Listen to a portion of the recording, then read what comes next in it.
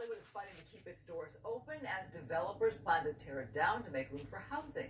The Alley Music Studio has hosted some of the biggest musicians of our era, a hidden gem that few knew about until recently. And now Fox 11 is the first and only media outlet ever to be invited inside. Bill Malugin reports from North Hollywood.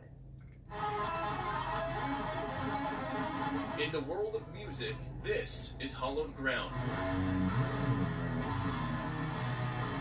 A place where platinum records line the walls, where entire rooms boast signatures from the biggest musicians in history, and where no news media has ever been invited inside until now. I'm John Strand. Welcome to the Alley. John Strand is the owner of the Alley in North Hollywood, the most famous recording studio, It's the legendary Alley. you've never heard of. The whole place is made of hit records. Frank Sinatra, the Beatles, Elvis, Fleetwood Mac, Jimi Hendrix, and the Red Hot Chili Peppers.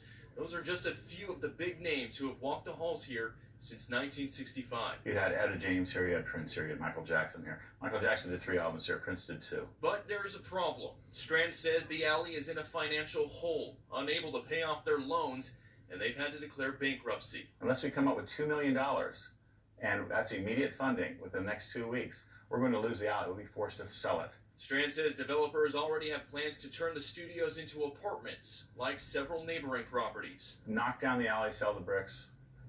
We're talking about losing all the history. They don't care. And that doesn't sit well with those who appreciate who and what has happened here. Guitarist Ira Black's first visit to the Alley was back in 1994,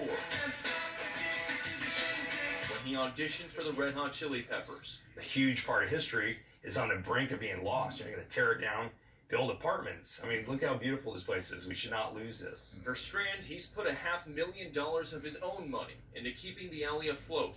And unless investors step up and save the day, all of this history might become history itself. We need people who care about music, to care about history, to care about passing on, social redeeming factors instead of money.